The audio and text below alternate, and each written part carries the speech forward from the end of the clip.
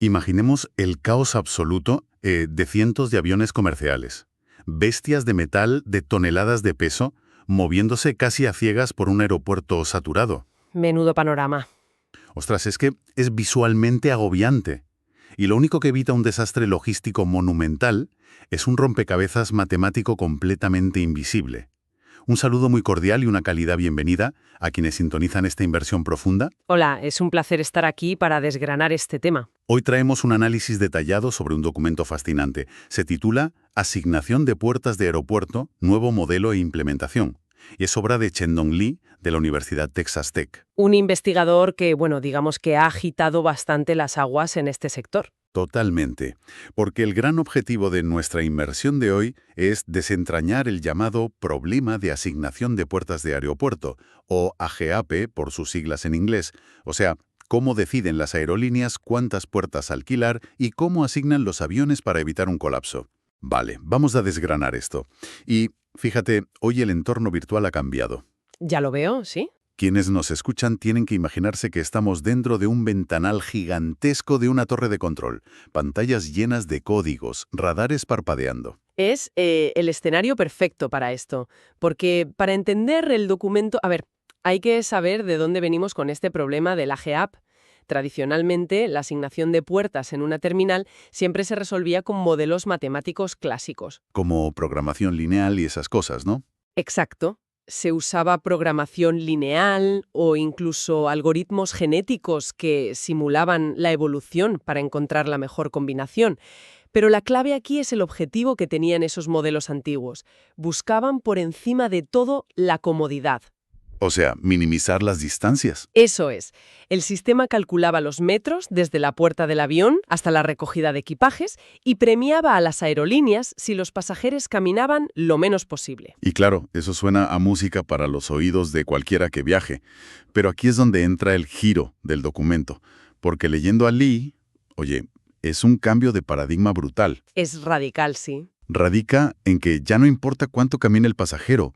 Literalmente la comodidad desaparece del mapa. El objetivo principal ahora es minimizar los conflictos entre dos aviones adyacentes asignados a la misma puerta. Y a ver, yo aquí me pongo muy crítico. Ya imagino por qué. Es que, ¿hasta qué punto es ético ignorar la comodidad del viajero solo para optimizar los costes de la aerolínea? Es como, imagínate organizar un supermercado enorme pensando solo en la rapidez de los reponedores. Bueno, visto así suena frío. Suena a que obligas a los clientes a cruzar toda la tienda de punta a punta por un simple cartón de leche. Es tratar al pasajero como pura mercancía de la que no te preocupas una vez sale del tubo. Entiendo esa crítica. Pero lo fascinante aquí es que esa visión tan corporativa es el motor que mantiene todo funcionando. Si un aeropuerto grande se congestiona y los vuelos empiezan a retrasarse en cadena, pues a nadie le importa si tenía que caminar poco o mucho. ¿Porque directamente no vuelas? Efectivamente. El sistema colapsa. La eficiencia de las aerolíneas al gestionar esas puertas que alquilan a precio de oro es lo que salva el día. Minimizar conflictos no es un capricho contra el pasajero, es pura supervivencia estructural. Vale, acepto pulpo como animal de compañía en este caso. Entiendo que un retraso sistémico es peor que tener agujetas en los pies, pero para entender esto bien hay que ver cómo este estudio define exactamente un conflicto. Claro, porque la definición es matemática pura. El autor usa un lenguaje llamado OPL, un lenguaje de programación de optimización, y en su modelo hay variables muy claras. Los recursos y los aviones, ¿verdad? Exacto. Los recursos limitados son las puertas de embarque, que en la ecuación se llaman G mayúscula, y los consumidores son los aviones, representados con la F. Un conflicto ocurre solo si dos aviones asignados a la misma puerta tienen intervalos de tiempo que se superponen. Y ahí es donde entra la variable más interesante para mí, el famoso tiempo de amortiguación o buffer, que en las fórmulas es una letra B minúscula, y en el estudio lo fijan en 15 minutos. Una barrera de seguridad, digamos. Exacto. Es como reservar una sala de reuniones en la oficina. Nadie reserva de 10 a 11 y deja que el siguiente equipo entre a las 11 en punto. Sería un caos de gente entrando y saliendo. Totalmente. Necesitas 15 minutos de buffer para ventilar la sala, recoger los vasos de café, borrar la pizarra. Pues en la pista es igual. Ese tiempo bloquea la puerta antes de que llegue un avión y después de que se vaya. Es una analogía muy gráfica y es exactamente lo que hace el algoritmo. Y para que el ordenador procese esos 15 minutos, el modelo usa variables de decisión binarias. Unos y ceros. Eso es. La variable toma el valor de 1 si el avión va a una puerta específica y 0 si no va. Parece muy simple, pero esa estructura binaria es lo que permite montar todo un castillo matemático encima. Un castillo que luego genera un nivel de caos computacional tremendo, que de eso hablaremos luego. Pero bueno, sabiendo qué es un conflicto y cómo se programa, el documento propone una fórmula para medir el nivel de caos en cualquier aeropuerto, ¿no? Sí. El corazón del modelo busca minimizar lo que llama una probabilidad de conflicto. La ecuación es una fracción que pone en el numerador el doble del buffer. O sea, esos 15 minutos multiplicados por 2. Exacto. Y en el denominador calcula la diferencia de tiempo entre la llegada de un avión y la salida del anterior, sumando también los buffers. Básicamente, evalúa cuán apretados están los horarios. Y lo interesante es cómo funciona esa puntuación en la vida real. Porque el documento dice que si una aerolínea evalúa su horario de vuelos y la fórmula arroja un valor superior a 10, saltan todas las alarmas. Es una alerta roja absoluta. Sí, es señal de que el caos es inminente. O reprograman los vuelos, o tienen que rascarse el bolsillo y alquilar otra puerta. En cambio, si el valor roza el 0, significa que la asignación es ideal y holgada. Claro. Si conectamos esto con el panorama general, nos damos cuenta de que no es solo un ejercicio académico, es una herramienta de diagnóstico financiero para los ejecutivos. Les dice exactamente cuándo están forzando la máquina más allá del límite físico. Pero claro, probar que esa ecuación sirve para algo requiere datos de verdad, y ahí el estudio se va al Aeropuerto Intercontinental George Bush de Houston, el IAH. Un gigante logístico, desde luego. Y cogen datos de Continental Airlines. Estamos hablando de 996 vuelos en un solo día, desde las 6 de la mañana hasta casi la medianoche. Y hay un diagrama de dispersión en el documento, la figura 2. Es una gráfica bastante imponente. Es abrumadora. Cada pequeño círculo es un vuelo ascendiendo en el eje del tiempo, formando una nube diagonal espesísima. Y aquí, atención, aquí es donde se pone realmente interesante y un poco problemático para mi gusto. A ver, dispara. Pues que el autor tomó unas suposiciones muy polémicas para poder procesar esto. Mezcló en el mismo modelo vuelos de días diferentes. O sea, metió en la misma coctelera los vuelos del lunes, del miércoles y del viernes. Ya, comprimió los datos. Y peor aún, asumió, para que el ordenador no explotara, que absolutamente todos los aviones permanecen exactamente una hora en el aeropuerto. O sea, es una simplificación, fíjate, ridícula frente a la realidad. Bueno, ridícula desde el punto de vista del controlador aéreo, sí. Claro, es que un vuelo internacional tarda horas en limpiarse y repostar, y uno regional se despacha en media hora. Tratar todo por igual me parece un fallo de diseño. Entiendo la frustración, de verdad. Pero hay que verlo desde las ciencias computacionales.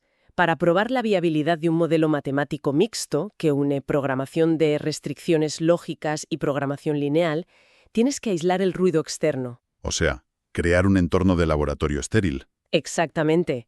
Estas asunciones, aunque parezcan irreales, son estrictamente necesarias para establecer la prueba de concepto.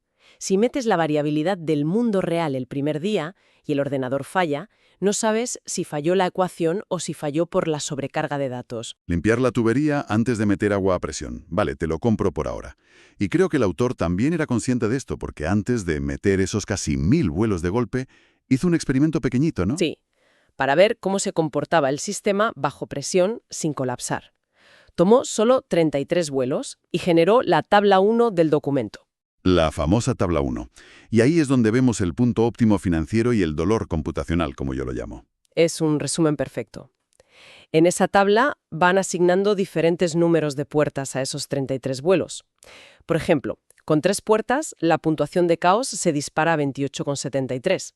O sea, muy por encima de ese límite de 10 que comentábamos. Sí, el conflicto ahí es totalmente inevitable. Pero luego le dan 5 puertas al sistema y la puntuación cae a 0. Armonía perfecta y calculado en tan solo 3,89 segundos. Pero fíjate, el dato más revelador, el que a mí me dejó la cabeza dando vueltas, es el dilema de la puerta 4. Ah, sí, el punto de quiebre. Exacto. Cuando le dan 4 puertas a esos mismos 33 vuelos, la puntuación es de 3,56, lo cual es aceptable, está lejos del 10. Pero el tiempo de procesamiento de la máquina se dispara a 874 segundos. O sea, ¿Por qué pasa esto? Pues porque el algoritmo sufre intentando encajar piezas casi imposibles. Con 5 puertas le sobra espacio y lo resuelve rápido. Con 3 sabe que es imposible enseguida. Pero con 4 está en el límite exacto. Tiene que evaluar millones de combinaciones de esos unos y ceros para encontrar la única salida viable. Claro, el procesador está sudando sangre. Y es que la vida real de la aviación va a operar exactamente en ese umbral de las 4 puertas. Sin ninguna duda. Las aerolíneas van a preferir 1000 veces lidiar con algunos conflictos menores y hacer que el ordenador eche humo antes que pagar los millones absurdos que cuesta alquilar una quinta puerta solo para tener una puntuación perfecta. Es que financieramente nadie paga por un 0 perfecto en una hoja de cálculo. Si con un 3 operativo el aeropuerto sigue funcionando. Tal cual. Pero esto nos lleva a un muro brutal. Si 33 vuelos hicieron agonizar al procesador durante 874 segundos, ¿qué pasó cuando metieron los 996 vuelos del diagrama de Houston? Pues aquí llega la gran revelación del estudio.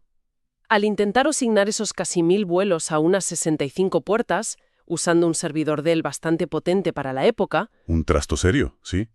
pues el modelo tardó más de 2 semanas ininterrumpidas de cálculo en arrojar un resultado. ¡Madre mía!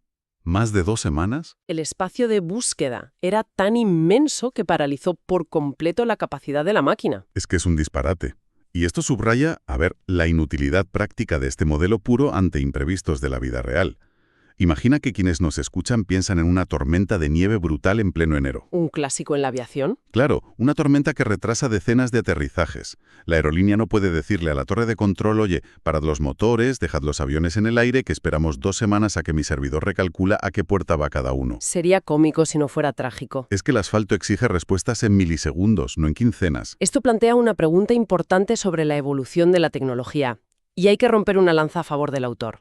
En el apartado de trabajo futuro, él mismo reconoce abiertamente esta limitación. Ah, bueno, menos mal que lo admite. Sí, prevé la necesidad urgente de usar herramientas comparativas y sobre todo añadir heurísticas, o sea, atajos matemáticos inteligentes para que el sistema encuentre una solución suficientemente buena en segundos, sin buscar la perfección que tarda semanas. Y también menciona que hay que modelar la incertidumbre del clima. O sea que asume que es una primera piedra, un prototipo de laboratorio. Exacto. Es un primer paso pionero en la literatura científica para este modelo mixto, no el producto que compras y enchufas en la terminal. Entonces, ¿qué significa todo esto para quienes nos escuchan?